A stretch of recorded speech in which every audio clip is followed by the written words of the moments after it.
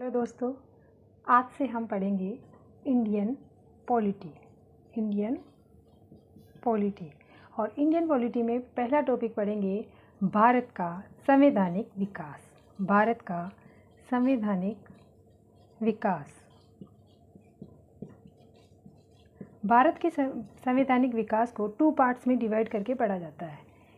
पहला, east India company का शासन और दूसरा है ब्रिटिश क्राउन का शासन। ब्रिटिश क्राउन का शासन। तो ईस्ट इंडिया कंपनी का शासन शुरू करने से पहले किस प्रकार से इसमें एक्ट बने, उनका कारण क्या था, पहले हम ये जान लेते हैं। ईस्ट इंडिया कंपनी भारत में 1600 ईस्वी में आई। 1600 ईस्वी में जब ईस्ट इंडिया कंपनी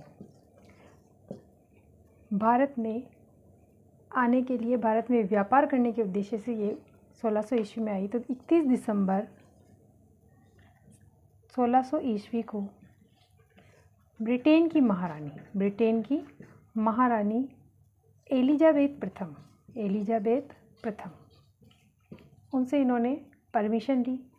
इनको लगभग 15 वर्ष तक यहाँ पर व्यापार, कहाँ, भारत में और दक्षिण पूर्वी एशियाई देशों में व्यापार करने के लिए परमिशन मिली। पहली बार विलियम हॉकिंस 1608 ईस्वी में भारत आए और इस समय भारत में सम्राट थे मुगल सम्राट जहांगीर ने इन्हें भारत में सूरत क्षेत्र में अपनी कारखाने स्थापित करने के लिए कुछ ज़मीन दी और पहली फैक्ट्री इन्होंने सूरत में स्थापित करी। इसके बाद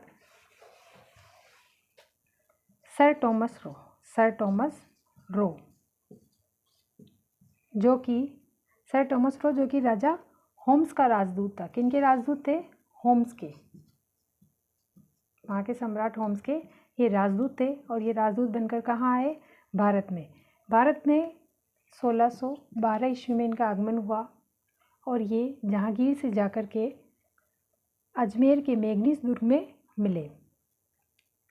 वहाँ पर इन्होंने सम्राट से अनुमति मांगी। इनको परमिशन लेने में लगभग 3 वर्ष लगे, यानी 1615 ईस्वी में इनको यहाँ पर व्यापार करने के लिए परमिशन मिली। प्लासी और बक्सर के युद्ध तक, तो प्लासी और बक्सर के युद्ध से पहले, जो कि प्लासी का युद्ध कब हुआ था? 1757 में, और बक्सर का युद्ध हुआ था 1764 में। इससे पहले तक केवल व्यापारिक उद्देश्य से ये यहाँ पर काम कर रहे थे, लेकिन इसके पश्चात इन्होंने बक्सर और प्लासी के युद्ध में इनकी जीत हुई। इसके बाद ये शासन में भी अपना हस्तक्षेप करने लगे और शासन में हस्तक्षेप 1772 तक चलता रहा। ब्रिटिश सरकार ने शासन में इनके हस्तक्षेप को रोकने के लिए 1773 में रेगुलेटिंग एक्ट लाए। तो शुरू करते हैं ईस्ट इंडिया कंपनी के शासन के समय जो एक्ट आए उनके बारे में। तो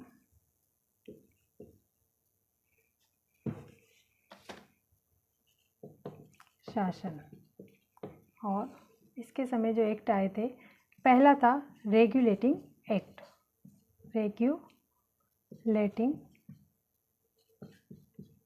एक्ट। ये आया 1773 में।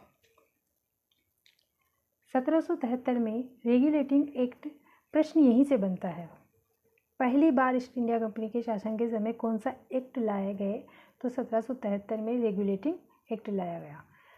रेगुलेटिंग एक्ट में बताया गया कि यहाँ के उस समय बंगाल में यहाँ इनका व्यापारिक केंद्र था, यहीं पर ये शासन में अपना हस्तक्षेप शुरू कर दिया इन्होंने। तो यहाँ के जो एक गवर्नर होते थे, तो इन्होंने कहा इस गवर्नर के अधिकारों को बढ़ाते हुए इसे गवर्नर जनरल का पद दे दिया। अब बंगाल का जो शासक, बंगाल का जो गवर्नर होगा वो क्या कहलाएगा? गवर्नर जनरल कहलाएगा। नंबर 1। दूसरी बात, इन्होंने यहाँ पर कलकत्ता, ये जो कलकत्ता वाला क्षेत्र है, यहाँ पर सुप्रीम कोर्ट की स्थापना कर दी, यानी सर्वोच्च न्यायालय की स्थापना कर दी। इस सर्वोच्च न्यायालय में पहले सर्वोच्च न्यायाधीश, सुप्रीम कोर्ट के पहले सर्वोच्च न्यायाधीश किसे बनाया गया? तो एलिजा इम्पेको। ये क्या थे? सुप्रीम कोर्ट के फर्स्ट मुख्य न्यायाधीश। इसमें 1+3 अर्थात एक तो मुख्य न्यायाधीश होगा और 3 अन्य न्यायाधीश, टोटल 4 न्यायाधीश की संख्या थी। इसके बाद 1784 में पिट्स इंडिया एक्ट आया। रेगुलेटिंग एक्ट के बाद पिट्स इंडिया एक्ट, ये कब आया? 1784 में। 1784 में कौन सा एक्ट आया? Pitt's India act. Pitt's India act के तहत दोहरे शासन की शुरुआत हुई। कौन से शासन की? दोहरे शासन की। इन्होंने यहाँ पर इस दोहरे शासन का मतलब 2 प्रकार से, एक तो जो पॉलिटिक्स और व्यापारिक, जो राजनीतिक और व्यापारिक मामले, दोनों को ही इन्होंने क्या कर दिया? दोनों को ही दोहरे शासन की शुरुआत करी, यानी board of control board of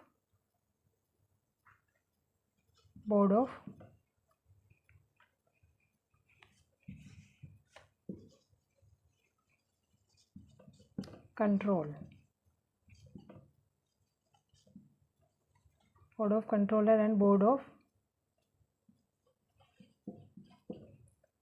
director.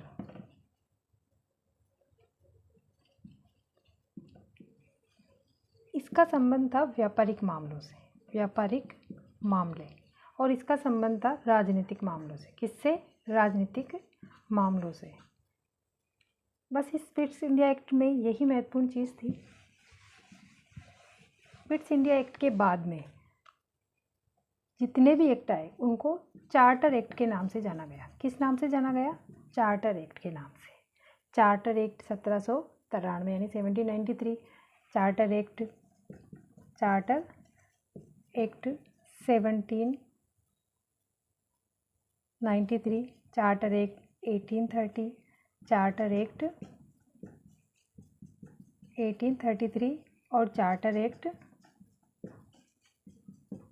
1853। जब चार्टर एक्ट 1793 आया, इसमें कहा गया, वो जो बोर्ड ऑफ कंट्रोल और बोर्ड ऑफ डायरेक्टर की दोहरे शासन में स्थापना की गई, तो उन्होंने कहा जो बोर्ड ऑफ कंट्रोल था, बोर्ड ऑफ कंट्रोल यानी जो राजनीतिक मामले थे, उसमें जो आपने बोर्ड ऑफ कंट्रोल में जो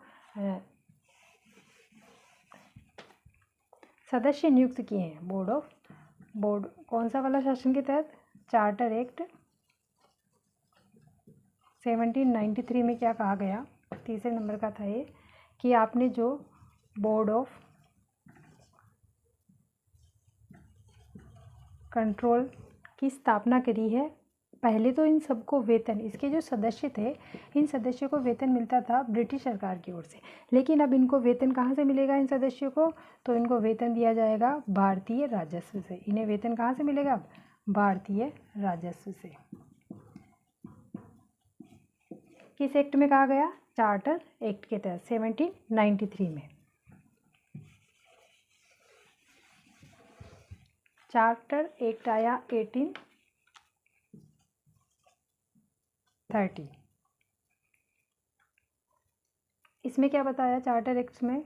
इसमें बताया गया कि किस प्रकार से जो आप यहाँ पर ईस्ट इंडिया कंपनी शासन के उद्देश्य से भारत में आई है, तो इसके शासन के एकाधिकार को समाप्त करने की घोषणा की गई। किसके?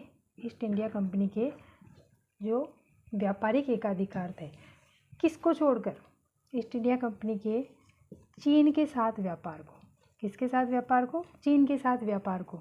चीन के साथ व्यापार को और चाय के व्यापार को। भारत और दक्षिण पूर्वी एशिया में कौन से व्यापार को?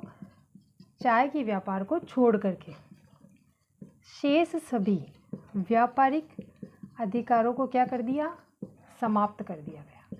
यानी अब ईस्ट इंडिया कंपनी केवल चीन के साथ व्यापार कर सकती है और भारत और दक्षिण पूर्वी एशिया में केवल चाय के साथ व्यापार कर सकती है। बाकी शेष अधिकारों को समाप्त कर दिया चार्टर एक्ट 1830 में। नंबर 1। नंबर 2,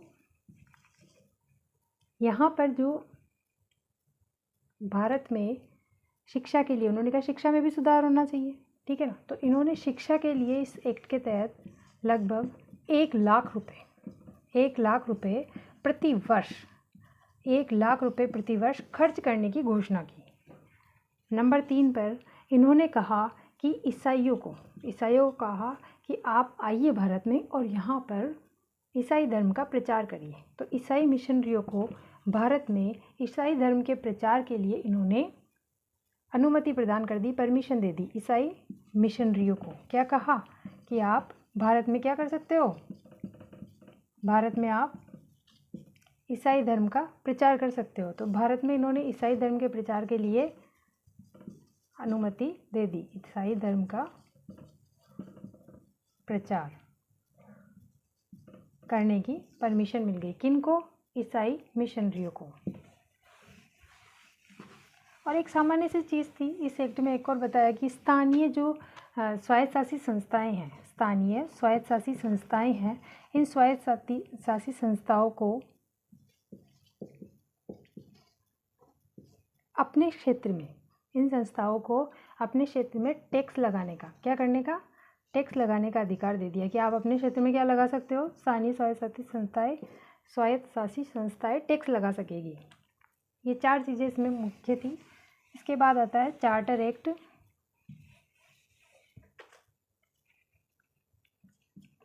1833। तो चार्टर एक्ट आया 1833। इस एक्ट में जो पहले बंगाल के गवर्नर जनरल थे, उन्होंने जो बंगाल का गवर्नर जनरल बनाया था, अब कहा गया कि ये जो गवर्नर जनरल होंगे ये पूरे भारत के गवर्नर जनरल होंगे। क्या होंगे, बंगाल के गवर्नर जनरल अब पूरे भारत के गवर्नर जनरल होंगे। ये घोषणा कहाँ हुई, चार्टर एक्ट 1833। ये इम्पोर्टेंट है। इसमें सीधे प्रश्न बनता है कि किस एक्ट के तहत भारत के गवर्नर जनरल बनने या बनाने की घोषणा की गई, या फिर भारत के पहले प्रथम गवर्नर जनरल कौन थे। भारत के प्रथम गवर्नर जनरल थे उस समय बंगाल के गवर्नर जनरल होते थे विलियम बेटिंग। इनको ही क्या कहा कि आज से आप क्या होंगे, भारत के गवर्नर जनरल होंगे। तो भारत के फर्स्ट गवर्नर जनरल भी यही हैं और बंगाल के अंतिम गवर्नर जनरल कहें तो यही हैं। बंगाल के जो लास्ट गवर्नर जनरल होंगे वो भी कौन होंगे, विलियम बेटिंग ही होंगे। इसके अलावा वो जो 1813 में इन्होंने कहा कि ईस्ट इंडिया कंपनी का शासन, जो व्यापारिक एकाधिकार था, चीन के साथ व्यापार और चाय के व्यापार को छोड़ करके कहा था। लेकिन अब इन्होंने नंबर 2 पे क्या कहा इस एक्ट के तहत कि अब तो इनके चाय और चीन के साथ व्यापार यानी संपूर्ण रूप से व्यापारिक एकाधिकार को समाप्त कर दिया। किस एक्ट के तहत, 1833। किसके एकाधिकार को समाप्त किया, ईस्ट इंडिया कंपनी के संपूर्ण व्यापारिक एकाधिकार को समाप्त कर दिया। नंबर 3, इन्होंने इस एक्ट के तहत दास प्रथा, क्या कहा, दास प्रथा को गैर कानूनी घोषित कर दिया। तो किस एक्ट के तहत दास प्रथा को गैर कानूनी घोषित किया गया, चार्टर एक्ट 1833। घोषित तो यहाँ किया लेकिन यह समाप्त कब हुई, 1843 में, यानी 1843 में दास प्रथा जो है समाप्त हो गई। इसके बाद देखेंगे चार्टर एक्ट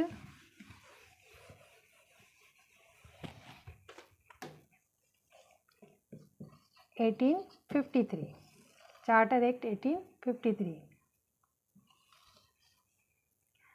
इसमें ये अंतिम एक्ट था ईस्ट इंडिया कंपनी के समय, ये लास्ट अंतिम एक चार्टर एक्ट था। और इसमें सिविल सेवा जो एग्ज़ाम्स होते थे, तो सिविल सेवकों के चयन के लिए, सिविल सेवकों के चयन के लिए उनके जो एग्ज़ाम्स होते थे, अब इनको कर दिया कि वो एग्ज़ाम क्या होंगे, खुली प्रतियोगिता, ओपन एग्ज़ाम कर दिया, यानी खुली प्रतियोगिता के तहत इनकी भर्ती होगी। अब खुली प्रतियोगिता व्यवस्था कर दी गई, खुली प्रतियोगिता व्यवस्था कर दी गई। किस एक्ट के तहत की गई? अब इंडियंस भी क्या कर सकते हैं, ये एग्ज़ाम्स दे सकते हैं। तो भारत के प्रथम IAS ऑफिसर कहें तो वो कौन थे? इस एग्ज़ाम को देकर के प्रथम सिविल सेवक कौन बने? तो फर्स्ट सिविल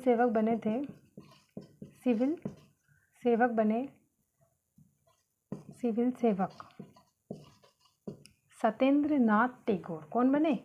सत्येंद्र नाथ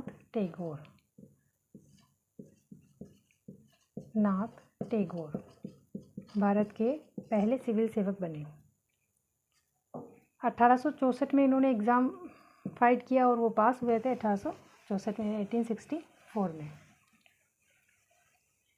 इसके बाद ईस्ट इंडिया कंपनी का शासन 1857 यानी 1857 की क्रांति हुई। उसके बाद इनके शासन को पूर्णतः समाप्त करके सारे शासन की बागडोर किनके हाथों में आ गई? ब्रिटिश क्राउन के हाथों में आ गई। और अब आता है ब्रिटिश क्राउन के समय। ब्रिटिश क्राउन अर्थात ताज, तो ब्रिटिश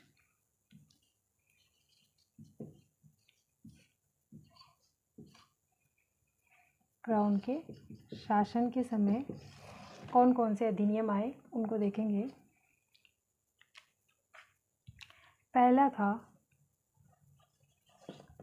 1858 में, 1858 में, तो 1858 का भारत शासन अधिनियम, 1858 का भारत शासन अधिनियम।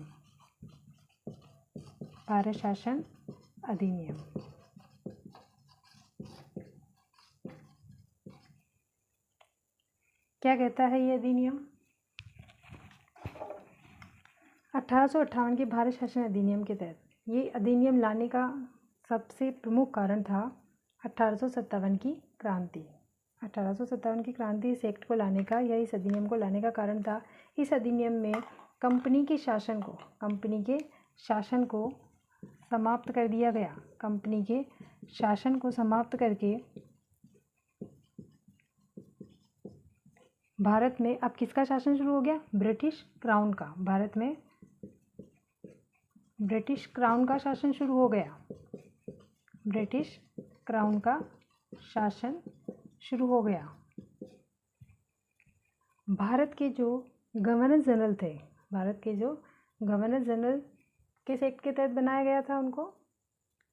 1833 में। 1833 में कहा ना कि ये बंगाल के गवर्नर जनरल भारत के गवर्नर जनरल होंगे।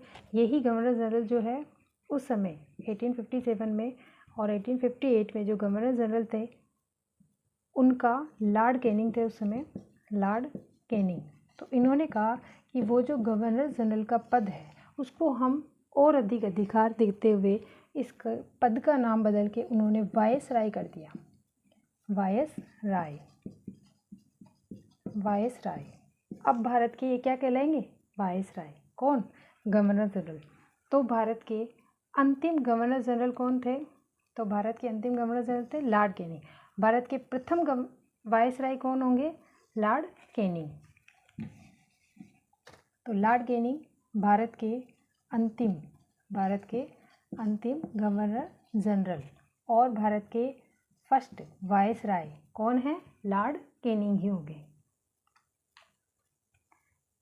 इसी अधिनियम के तहत बताया गया कि यहाँ पर कहाँ भारत में जो बोर्ड ऑफ डायरेक्टर और बोर्ड ऑफ कंट्रोल है उनके समाप्त करके भारत में द्वैध शासन प्रणाली को भी समाप्त कर दिया गया। तो भारत में बोर्ड ऑफ कंट्रोल और बोर्ड ऑफ डायरेक्टर, सीधा कहें तो द्वैध शासन को क्या कर दिया? समाप्त कर दिया। द्वैध शासन समाप्त हो गया इस अधिनियम के तहत। इस अधिनियम में एक और पद का सृजन, नया पद सृजित किया भारत सचिव का। काफ़ी इम्पोर्टेंट पद है ये, भारत सचिव, नया पद बना भारत सचिव। तो भारत के प्रथम सचिव कौन बने थे? Sir Charles Wood. Sir Charles Wood, इन्हें भारत का पहला भारत सचिव बनने का अवसर मिला। तो भारत के पहले सचिव हैं सर चार्ल्स वुड। किस एक्ट के तहत बने? 1858 के अधिनियम के तहत। ये जो 1858 का भारत शासन अधिनियम था या भारत परिषद अधिनियम से कह सकते हैं, इसको जो शिक्षित वर्ग था उन्होंने इसके लिए कहा कि यह तो अधिकारों का मेग्ना कार्टा है, यह तो अधिकारों का मेग्ना कार्टा है। बहुत सी बार सीधे यही प्रश्न पूछ लिया जाता है, किस अधिनियम के लिए कहा जाता है कि वह अधिकारों का मेग्ना कार्टा है? तो 1858 के अधिनियम के लिए, 1858 के अधिनियम के लिए कहा जाता है। इसके बाद हम देखेंगे नंबर 2 पे भारत शासन अधिनियम 1861। भारत शासन अधिनियम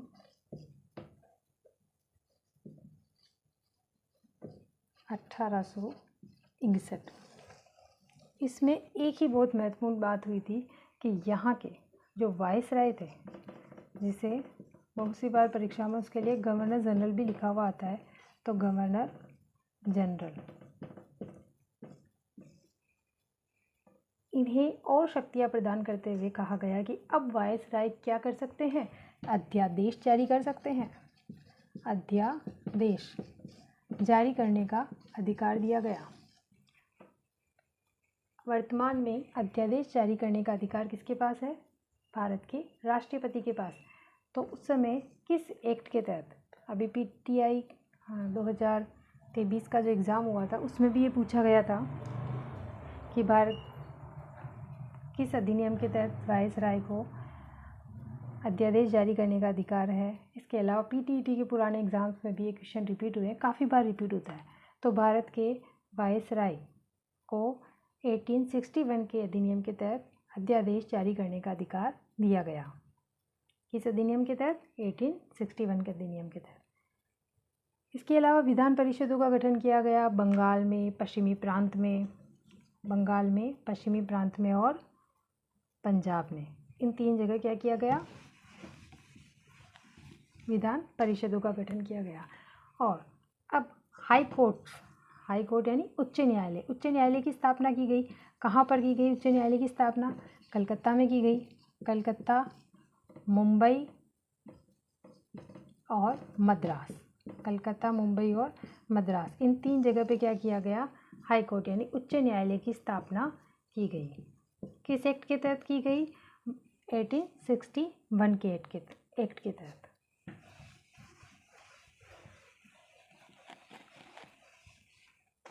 इसके बाद आता है आपके भारत शासन अधिनियम 1892। भारत शासन अधिनियम 1892। इस एक्ट में, इस एक्ट को लाने के पीछे कारण था 1885 में जो कांग्रेस की स्थापना हुई थी, उनका दबाव। उस कांग्रेस की स्थापना के तहत, उनके दबाव के कारण, उनकी जो मांगों के कारण फिर ये भारत शासन अधिनियम 1892 लाया गया। इसमें कहा गया कि अब विधानसभा में, अब जो भारतीय सदस्य हैं वो क्या कर सकेंगे? बजट में प्रश्न पूछ सकेंगे। बजट के तहत क्या कर सकते हो आप? प्रश्न पूछ सकते हो। पहले अधिकार नहीं था, प्रश्न पूछ सकते हैं। और आप क्या कर सकोगे? बहस कर सकते हो किसी चीज़ पे। क्या कर सकते हो? बहस कर सकते हो, लेकिन मत नहीं दे सकते। प्रश्न पूछ सकते हैं, बहस कर सकते हैं, लेकिन उनको वोट डालने का अधिकार नहीं दिया। आप मत नहीं दे सकते, आप वोट नहीं दे सकते भारतीय सदस्यों के लिए। बस यही इसमें इम्पोर्टेंट था। इसके बाद आता है, हर एग्ज़ाम में अधिकांशतः अगर क्वेश्चन संवैधानिक विकास से पूछे जाते हैं तो ये अधिकांश पूछा जाता है कौन सा अधिनियम? भारत शासन अधिनियम, या हम जिसको किस नाम से जानते हैं, मार्ले मिंटो अधिनियम। तो भारत परिषद अधिनियम कह दो, भारत शासन अधिनियम कह दो, भारत परिषद अधिनियम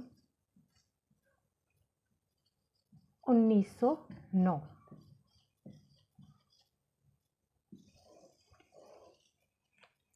इसे मार्ले मिंटो अधिनियम के नाम से भी जाना जाता है, मार्ले मिंटो अधिनियम।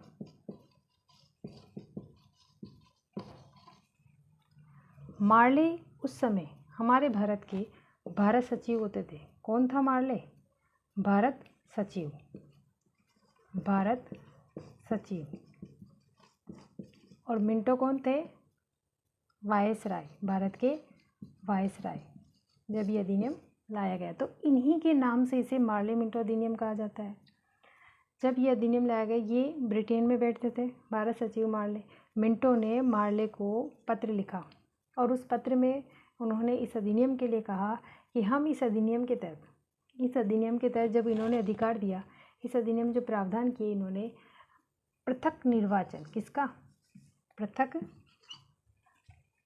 सांप्रदायिक निर्वाचन की जो व्यवस्था की थी उसके बारे में इन्होंने बताया कि इस पृथक निर्वाचन पहली बार, है ना, वो देखने से पहले ये चीज़ बताती हूँ आपको कि फर्स्ट बार इस अधिनियम में बताया कि सांप्रदायिक आधार पर पृथक निर्वाचन की व्यवस्था की गई। और पृथक निर्वाचन के तहत फर्स्ट बार किसे? मुस्लिम संप्रदाय को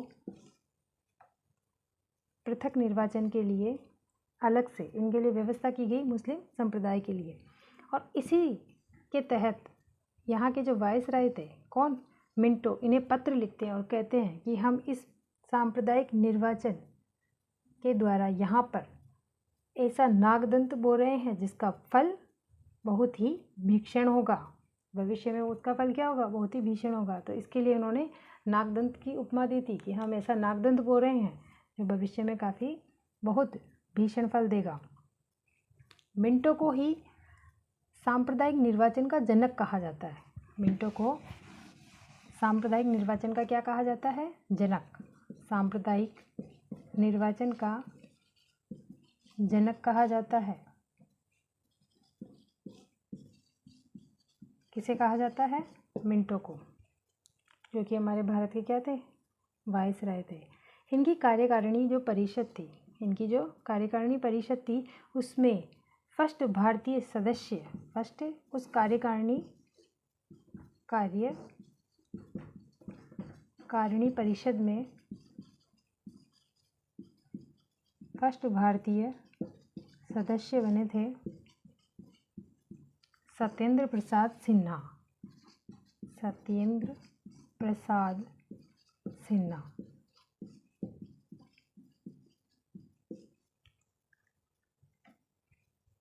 इसमें ये इम्पोर्टेंट है, सांप्रदायिक निर्वाचन वाला प्रश्न ही अधिकांशतः इसमें से पूछा जाता है। इसके बाद आता है भारत शासन अधिनियम 1919। भारत शासन अधिनियम 1919। भारत शासन अधिनियम 1919 में इसको अन्य नाम से भी जाना, जैसे मार्ले मिंटो अधिनियम 1909 के अधिनियम को कहा जाता है, उसी प्रकार से भारत शासन अधिनियम को मॉन्टेस्क्यू चेम्सफोर्ड अधिनियम किस नाम से जाना जाता है? ये कहो या मॉन्टेस्क्यू चेम्सफोर्ड अधिनियम, चेम्सफोर्ड अधिनियम इस नाम से भी जाना जाता है। प्रश्न यहीं से बनता है, भारत शासन अधिनियम 1919 को किस नाम से जाना जाता है? मॉन्टेस्क्यू चेम्सफोर्ड अधिनियम। या फिर मॉन्टेस्क्यू चेम्सफोर्ड अधिनियम को और किस नाम से जाना जाता है? भारत शासन अधिनियम के नाम से जाना जाता है। तो मॉन्टेस्क्यू कौन थे? भारत सचिव थे उस समय। और चेम्सफोर्ड कौन थे? वायसराय। और जो गवर्नर जनरल का पद था ना, उसका नाम चेंज किया 1861, वायसराय किया 1858 में। और इन्हें अधिकार दिया 1861 में कि आप क्या कर सकते हो? अध्यादेश जारी कर सकते हो। किन्हें? वायसराय को। तो इस समय 1919 का जो अधिनियम आया, इस अधिनियम के तहत इन्होंने सर्वप्रथम 20 अगस्त 1917 को ही भारत में ब्रिटिश सरकार ने पहली बार घोषणा करी कि हम भारत में क्रमिक रूप से उत्तरदायी सरकार की स्थापना करना चाहते हैं। उत्तरदायी सरकार की स्थापना करना चाहते हैं। तो इस अधिनियम, ये जो घोषणा था 1917 वाली घोषणा थी, इसे अगस्त घोषणा के नाम से भी जाना जाता है। किस नाम से जाना जाता है? अगस्त घोषणा के नाम से। तो कंफ्यूज मत होना, अगस्त घोषणा अलग चीज़ है, अगस्त क्रांति अलग चीज़ है, और अगस्त घोषणा अलग हुआ, अगस्त क्रांति अलग चीज़ है, अगस्त क्रांति अलग चीज़ है। तीनों अलग अलग सन में हुई थी। तो कब कहा? 1917 में। क्या कहा कि हम क्या करना चाहते हैं?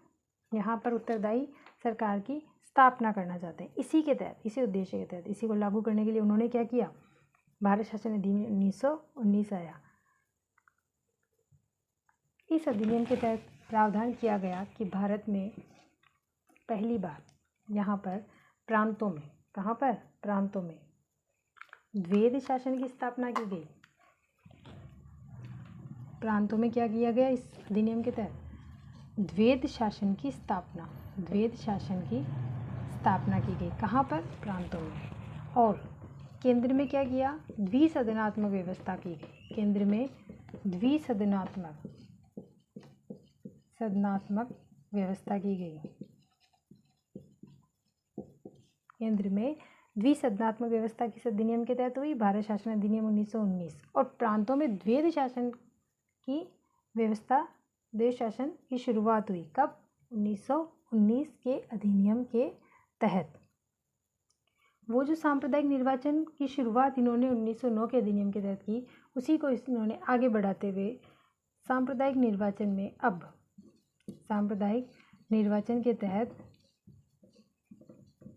पृथक निर्वाचन के तहत इन्होंने किन्हें? सिखों को, ईसाइयों को, यूरोपियंस को, एंग्लो इंडियंस को, इन सभी को भी पृथक निर्वाचन का अधिकार दिया गया। सिखों को, यूरोपियंस, ईसाइयों को, यूरोपियंस को, और आंग्ल भारतीयों को पृथक निर्वाचन का, इसका विस्तार करते हुए इनके लिए भी पृथक निर्वाचन की व्यवस्था की गई। किस अधिनियम के तहत? भारत शासन अधिनियम 1919 के तहत। ये जो द्विसदन थे, एक था राज्य परिषद, एक था विधान सभा। जो राज्य परिषद थी उसकी 5 इयर्स उनका जो कार्यकाल था, 2 सदन थे। 2 सदनों में एक राज्य परिषद थी, और दूसरी होती है विधानसभा। इसका कार्यकाल था 5 वर्ष का, और इसका कार्यकाल था 3 वर्ष का। अंतिम चीज़ इसमें इम्पोर्टेंट है, इसी अधिनियम के तहत जो संघ लोक सेवा आयोग है उसकी स्थापना की गई। क्या की गई? संघ कौन सी? संघ का मतलब केंद्र हो गया, वो केंद्रीय लोक सेवा आयोग या संघीय लोक सेवा आयोग की स्थापना का गठन किया गया।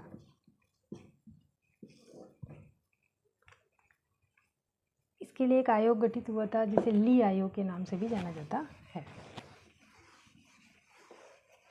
इसके बाद हम देखते हैं भारत शासन अधिनियम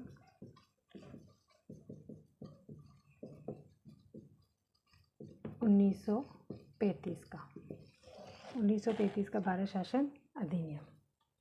भारत शासन अधिनियम में ये जो 1935 वाला आया, जो 1919, ये पढ़ने से पहले एक चीज़ देख लेते हैं थोड़ा सा, वहाँ से भी अधिनियम का नहीं है, लेकिन जो 1919 वाला जो अधिनियम था ना, उसमें इन्होंने कहा कि इसकी हमने जो ये प्रावधान किए हैं, इस प्रावधान में कहाँ तक इन्होंने अपने कार्य को पूर्ण किया है, नहीं किया, उसकी जांच के लिए ठीक है ना। किसकी जांच के लिए? इस अधिनियम की जांच के लिए 10 साल बाद एक आयोग आएगा, ठीक है, एक आयोग का गठन होगा। लेकिन 1927 में ही इन्होंने साइमन कमीशन, 1919 के अधिनियम की जांच हेतु साइमन कमीशन भारत भेजा। साइमन कमीशन 1900 मुंबई आया। इस कमीशन की एक बात थी कि यहाँ पर जितने भी सदस्य थे, साइमन कमीशन में जितने भी सदस्य थे, सारे के सारे क्या थे? फरवरी 1928 में आ गया। इसमें सभी सदस्य अंग्रेज़ थे। लगभग 7 सदस्य थे। एक इसका अध्यक्ष था, साइमन जो व्यक्ति है वो ही इसका अध्यक्ष है, और 1+6 ये एक अध्यक्ष है और 6 अन्य सदस्य थे। साइमन की अध्यक्षता में आया।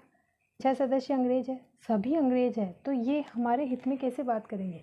तो यहाँ के सभी लोगों ने, सभी क्रांतिकारियों ने, सभी दलों ने इसका विरोध किया, और इसके विरोध में उन्होंने रैलियाँ निकाली, हड़ताल की। किसके विरोध में? साइमन कमीशन के विरोध में कई प्रदर्शन हुए। इसी प्रदर्शन के तहत लाहौर में जो साइमन कमीशन का विरोध हो रहा था, वहाँ पर सैंडर्स द्वारा लाठीचार्ज कर दिया जाता है। वहीं पर लाला लाजराय पतराय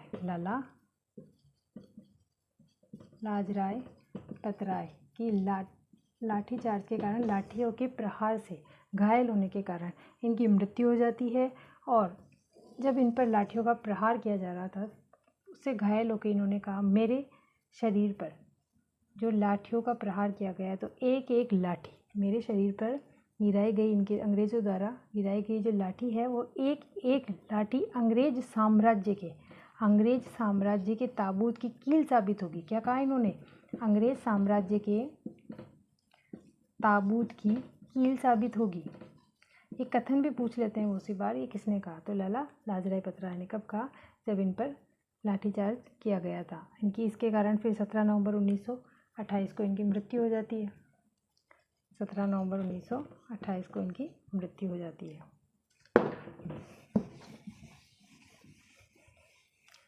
इसी साइमन कमीशन इन्होंने गठन कर दिया। साइमन कमीशन का गठन हो गया। जब सभी लोग इसका विरोध कर रहे थे, प्रदर्शन हो रहा था, तो इन्होंने कहा कि आप इसका विरोध कर रहे हो तो भारतीयों को, सभी भारतीय दलों को ये चुनौती देते हैं कि हम आपको कहते हैं कि आप एक ऐसी रिपोर्ट सबकी सहमति से, सारे दलों की सहमति होनी चाहिए, और एक ऐसी रिपोर्ट बना के दो जिसमें एक भी दल का कोई एक व्यक्ति भी असहमत नहीं हो। तो इसी उद्देश्य से नेहरू कमेटी का गठन किया गया। मोतीलाल नेहरू की अध्यक्षता में। कौन थे उसके अध्यक्ष उस समय? मोतीलाल नेहरू की अध्यक्षता में नेहरू कमेटी बनी, और नेहरू कमेटी ने अपनी रिपोर्ट दी, और उस रिपोर्ट से असहमत हो गए कौन? मोहम्मद अली जिन्ना। तो ये रिपोर्ट का कोई मायने नहीं रखती, क्योंकि उन्होंने कहा था एक दल का कोई भी सदस्य, कोई भी व्यक्ति, किसी भी दल का हो, सबकी सहमति चाहिए, एक भी असहमत नहीं हो। इस रिपोर्ट से असहमत कौन हो गए? मोहम्मद अली जिन्ना। तो ये रिपोर्ट खारिज हो गई। इसके अध्यक्ष थे मोतीलाल नेहरू और अन्य 9 सदस्य थे इसके। इसी के विरोध में मोहम्मद अली जिन्ना ने 14 सूत्री मांगे रखी थी 29 मार्च 1929 को। इसी बीच गोलमेज सम्मेलन होते हैं, और गोलमेज सम्मेलन 3 गोलमेज सम्मेलन हुए थे। पहला हुआ था 1930 से 1931 तक चला। दूसरा चला 1931 में, यानी मार्च 1931 में, और तीसरा चला था 1932 में। लगभग नवंबर से दिसंबर तक ये चला था। इसमें कांग्रेस ने भाग नहीं लिया, इसमें भी कांग्रेस ने भाग नहीं लिया। एकमात्र दूसरा जो फर्स्ट गोलमेज सम्मेलन, सेकंड गोलमेज सम्मेलन और थर्ड गोलमेज सम्मेलन, सेकंड में कांग्रेस ने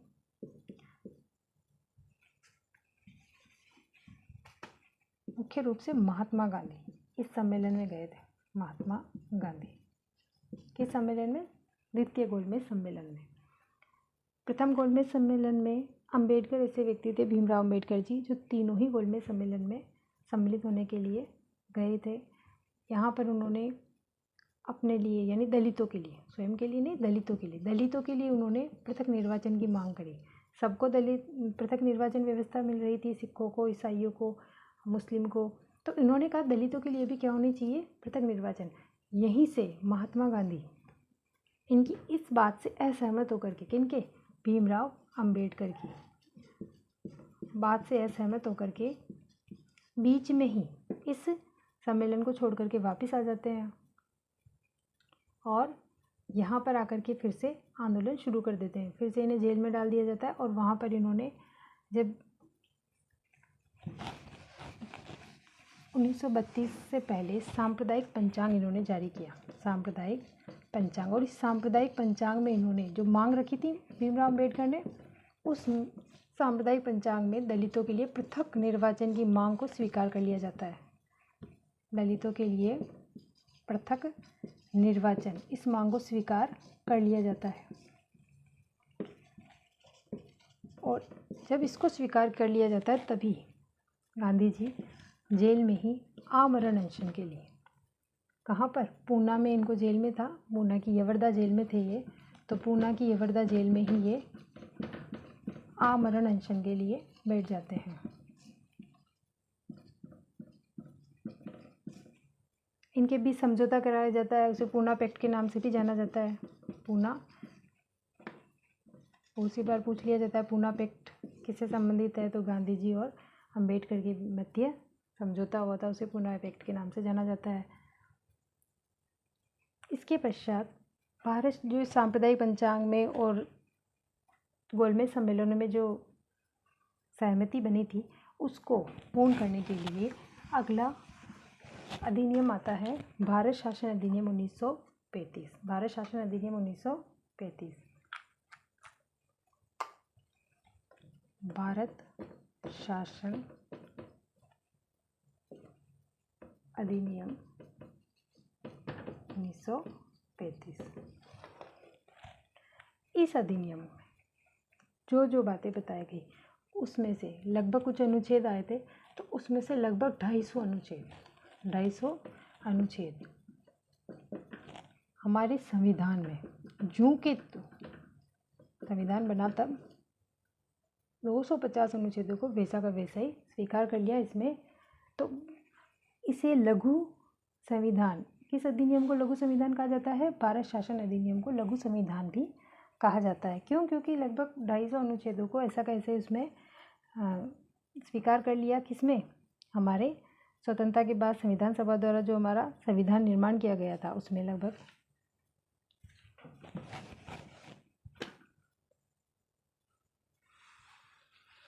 ये जो अधिनियम था भारत में पूर्ण उत्तरदायी सरकार के लिए क्या साबित हुआ? मील का पत्थर साबित हुआ। कौन सा अधिनियम? भारत शासन अधिनियम 1935। इसमें लगभग 326 धाराएं थी, 326 धाराएं थी, जिसे हम वर्तमान में अनुच्छेद के नाम से बताते हैं। 10 अनुसूचियाँ थी, 10 अनुसूचियाँ। संविधान निर्माण के समय हमारे यहाँ 8 ही अनुसूचियाँ थी, वर्तमान में 12 अनुसूचियाँ है। और भाग कितने? 22। उस समय 14 भाग थे। कब? इस अधिनियम के तहत। इसको हम समझने के लिए कंफ्यूज ना हो तो तीनों को अलग अलग डिवाइड करके देख सकते हैं कि 1935 के अधिनियम में कितने अनुच्छेद या धारा थी, अनुसूचियाँ कितनी थी और भाग कितने थे 1935 के अधिनियम में। और जब संविधान का स्वतंत्रता के समय कह लो या संविधान निर्माण के समय और वर्तमान में क्या है, कितने अनुच्छेद थे उस समय 1935 में? अभी बताया मैंने 321 धारा या अनुच्छेद। जब संविधान निर्माण हुआ तब कितने अनुच्छेद थे? 395 अनुच्छेद। वर्तमान में कितने अनुच्छेद है? 395। अनुसूचियाँ कितनी?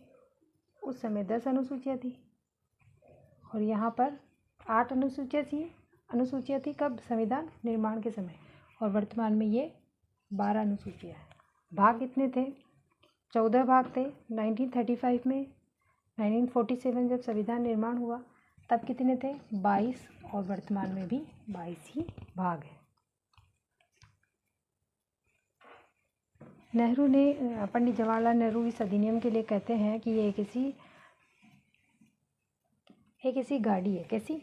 बिना ब्रेक की गाड़ी, जिसके ब्रेक तो है, बिना ब्रेक की गाड़ी नहीं कर रही, ऐसी गाड़ी है जिसके ब्रेक है, लेकिन ब्रेक तो है लेकिन इसमें ब्रेक है लेकिन इंजन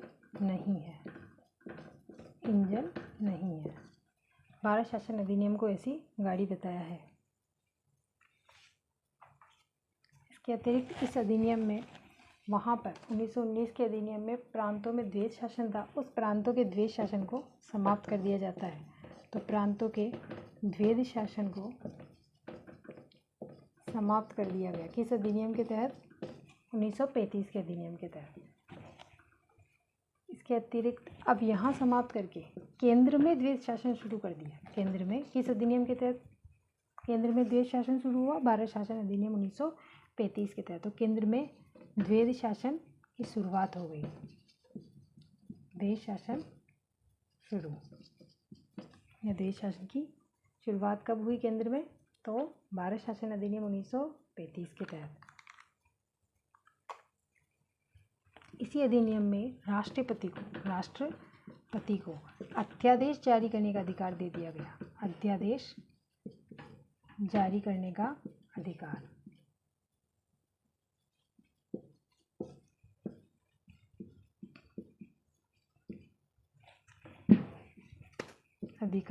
दे दिया गया। अब अध्यादेश जारी करने का अधिकार वायसराय को कब दिया गया? किस अधिनियम के तहत दिया गया? 1861 का जो अधिनियम आया था उसमें। और राष्ट्रपति को कब दिया? भारत शासन अधिनियम 1935 के तहत। फेडरल न्यायालय की स्थापना की गई। कौन से न्यायालय? फेडरल न्यायालय। किस अधिनियम के तहत? 1935 के अधिनियम के तहत फेडरल न्यायालय की स्थापना।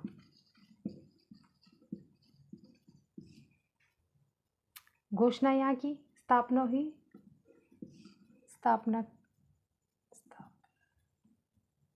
यहाँ पर तो केवल घोषणा करी, लेकिन इसकी स्थापना हुई थी 1937 में, अक्टूबर 1937 में, 1 अक्टूबर 1937 को हुई थी। इस समय एक मुख्य न्यायाधीश होगा, इन्होंने बताया, और प्लस 6 अन्य न्यायाधीश, एंड टोटल 7 न्यायाधीश हुए। पहले इस समय न्यायाधीश बनाए गए मॉरिस वेयर को। स्वतंत्रता के बाद भी जो 28 जनवरी 1950 है, उस समय सर्वोच्च न्यायालय की स्थापना कर दी गई। उस समय हमारे CJI एक सर्वोच्च न्यायाधीश होता था और 33 अन्य, वर्तमान में क्या है? एक मुख्य न्यायाधीश और 33 अन्य न्यायाधीश है। इसी को 1950 में फेडरल न्यायालय को सर्वोच्च न्यायालय में कन्वर्ट या उस नाम से इसे जाना गया। इसके अलावा यहाँ पर इस समय क्या किया गया? 1935 में ही इसी अधिनियम के तहत RBI यानी reserve bank of India, RBI की स्थापना की गई। किस अधिनियम के तहत? 1935 के अधिनियम के तहत। स्थापित कब हुआ? 1 अप्रैल 1935 को, 1 अप्रैल 1935 को। पहले वर्तमान में तो शक्तिकांत दास हैं इसके गवर्नर RBI के, ठीक है ना। वो जो आप सांप्रदायिक निर्वाचन वाली बात हम 1909 से ही पढ़ रहे हैं, उसी सांप्रदायिक निर्वाचन को सांप्रदायिक पंचांग में भी परमिशन दे दी दलित वर्ग को, लेकिन विधि कानूनी रूप से सांप्रदायिक पृथक निर्वाचन को बढ़ाते हुए इन्होंने यहाँ पर दलित, अन्य सभी वर्ग तो है ही, सिख, ईसाई, आंग्ल भारतीय, ये तो है ही, बाकी दलितों को भी पृथक निर्वाचन की व्यवस्था यहाँ पर कर दी गई। किस अधिनियम के तहत? 1935 के अधिनियम के तहत। जो बर्मा और अदन थे उनको भारत से अलग कर दिया गया। बर्मा और अदन को इसी समय इसी अधिनियम के तहत भारत से अलग कर दिया गया, यानी पृथक कर दिया।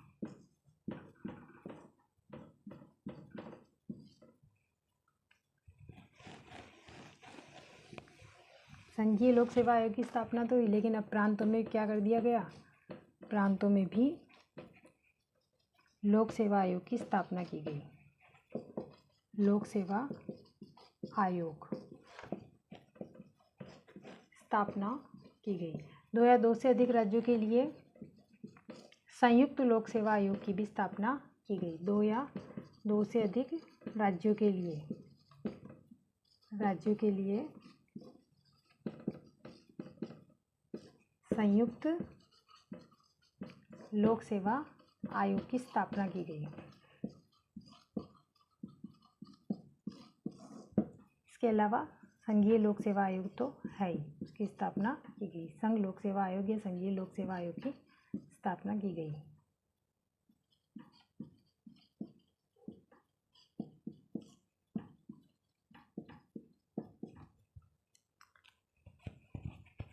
ठीक है, इस अधिनियम को यही हम समाप्त करते हैं। इससे संबंधित कोई प्रश्न हो तो आप कमेंट करें। इसके बाद हम अगली क्लास देखेंगे 1949 का अधिनियम, और उसके बाद हमारे जो किस प्रकार से संविधान सभा ने संविधान का निर्माण किया, कैसे कमेटी बैठी, कितने सदस्य थे, इन सभी को हम अगली कक्षा में देखेंगे। तब तक के लिए धन्यवाद।